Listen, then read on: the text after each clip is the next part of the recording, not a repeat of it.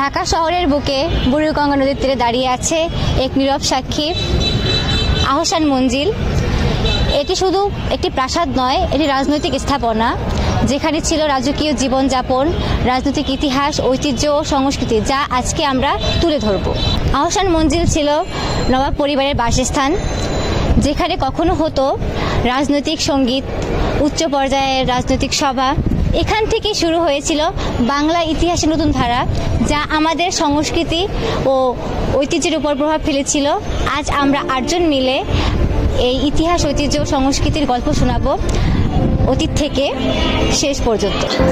আহসান মঞ্জিলের ইতিহাস শুরু হয় 1830-এর দশকে, যখন ফ্রান্স বণিকেরা বুড়িগঙ্গা নদীর তীরে ইম্পেরিয়াল কোম্পানি হাউস নামে একটি ভবন নির্মাণ করেন। পরে 1859 সালে ঢাকার নবাব খাজা আব্দুল গনি ভবনটি ক্রয় করেন।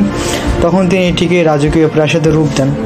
পরবর্তীতে তার পুত্র নবাব আহসানুল্লাহ এটি পুনর্নির্মাণ করেন এবং পিতার নাম অনুসারে নাম দেন আহসান মঞ্জিল। এই প্রাসাদে হয়ে ওঠে নবাব পরিবারের সামাজিক ও রাজনৈতিক জীবনের কেন্দ্রবিন্দু। এখানে গড়ে ওঠে ঢাকার এক নতুন অভিজাত সমাজ, যার প্রভাব ছড়িয়ে পড়ে পুরো পূর্ব বাংলায়। শৈলী সত্যিই মনোমুগ্ধকর। এটি মূলত ইন্দো সামরিক এবং রিভাইভাল স্টাইলে নির্মিত একটি ইউরোপীয় এবং স্থানীয় স্থাপত্য উপাদান একত্রিত রয়েছে। ভবনটি মূলত 2 ভাগে বিভক্ত, একটি অন্দরমহল এবং আরেকটি বহির্মহল। বিশাল বারান্দা, শ্রেণীঘর এবং গম্বুজাকৃতির ছাদ নিয়ে এই বিশাল সুউচ্চ ভবনটি তৈরি করা হয়েছে। এই পুরো ভবনের উচ্চতা 12 মিটার, যার মধ্যে রয়েছে একটি সুউচ্চ গম্বুজ, যেখানে পূর্ববর্তীকালে নবাবেরা তাদের সভা বসত এবং তাদের বিভিন্ন রাজপ্রাসাদের বিভিন্ন রাজদরবারমূলক কাজে তারা এখানে অংশগ্রহণ করত। এবং আমরা ভিতরে গেলে লক্ষ্য করতে পারবো অনেকগুলো দরবার হল। এই ভবনের উপরের দিকে যেসব স্থাপত্যশৈলী আমরা দেখতে পাই, তাতে মুঘল সাম্রাজ্যের অনেক নিদর্শন আমরা লক্ষ্য করতে পারি। ভেতরের যে দরবার হল রয়েছে সেখানে এবং যে গম্বুজ বিশিষ্ট যে 12 তলা ভবন রয়েছে, সেখানেও আমরা এর মুঘল সাম্রাজ্যের অনেক ঐতিহাসিক জিনিসের ছাপ দেখতে পারি। আহসান মঞ্জিলের জীবন মানেই ছিল এক রাজকীয় জৌলুস। নবাব পরিবার ছিল অত্যন্ত প্রভাবশীল ও দানশীল। তারা ঢাকায় স্কুল, কলেজ, হাসপাতাল, মসজিদ ও দাতব্য প্রতিষ্ঠান গড়ে তুলেছিলেন।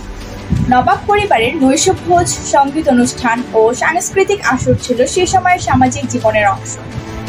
বিদেশি দূত, ব্রিটিশ কর্মকর্তা এবং দেশের প্রভাবশালী ব্যক্তিরা এখানে নিয়মিত অতিথি হিসাবে আসতেন। তবে তাদের জীবনযাপনের মধ্যেও ছিল মানবিক দিক। দরিদ্রের সহায়তা, জনহিতকর কাজ এবং শিক্ষা বিস্তারের ভূমিকা ছিল উল্লেখযোগ্য। রাজনৈতিক ইতিহাসে যদি আহসান মঞ্জিল সম্পর্কে বলি, তাহলে আহসান মঞ্জিল শুধু একটি রাজকীয় রাজপ্রাসাদই ছিল না, এটি ছিল আমাদের রাজনীতির একটি জন্মভূমি। এরপরে এখানে মুসলিম নেতারা একত্রিত হয় এবং তারা তাদের প্রতিনিধিত্ব এবং তাদের অধিকার নিয়ে একটি ভিত্তি স্থাপন করেন। সুতরাং তাই আমরা বলতে পারি যে আহসান মঞ্জিল শুধু আমাদের জন্মভূমির একটি ঐতিহাসিক নিদর্শনই নয়, এটি ছিল রাজনীতির একটি জন্মস্থানও।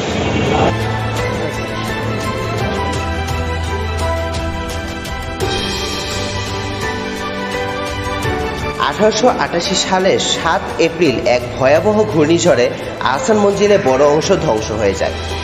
নবাব আহসানুল্লাহ তখন নিজ উদ্যোগে নতুন করে এটি নির্মাণ করেন, আবারও জাঁকজমকভাবে। কিন্তু নবাব পরিবারের পতনের পর প্রাসাদটি ক্রমে অবহেলায় পড়ে যায়। একসময় ভবনটি নানা অংশ ভেঙে পড়তে থাকে, অনেক জিনিস চুরি বা নষ্ট হয়ে যায়। 1985 সালে বাংলাদেশের প্রত্নতত্ত্ব অধিদপ্তর আহসান মঞ্জিল অধিগ্রহণ করে।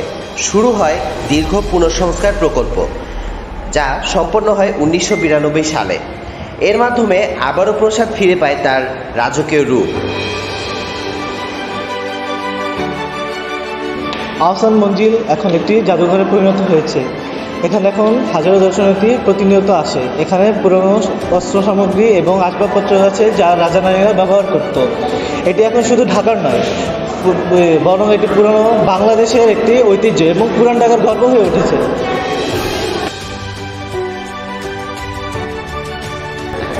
আহসান মঞ্জিল আমাদের ইতিহাস, সংস্কৃতি এবং ঐতিহ্যের অমূল্য ধন।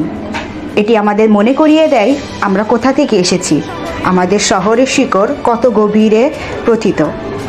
আজকের তরুণ প্রজন্মের দায়িত্ব এই ঐতিহ্য সংরক্ষণ করা, কারণ ইতিহাস রক্ষা মানেই নিজের পরিচয় রক্ষা করা। আহসান মঞ্জিল শুধু অতীত নয়, এটি আমাদের গর্ব, আমাদের প্রেরণা। আসুন আমরা সবাই মিলে এই গোলাপি প্রাসাদের সৌন্দর্য ও মর্যাদা চিরস্থায়ী রাখার প্রতিজ্ঞা করি।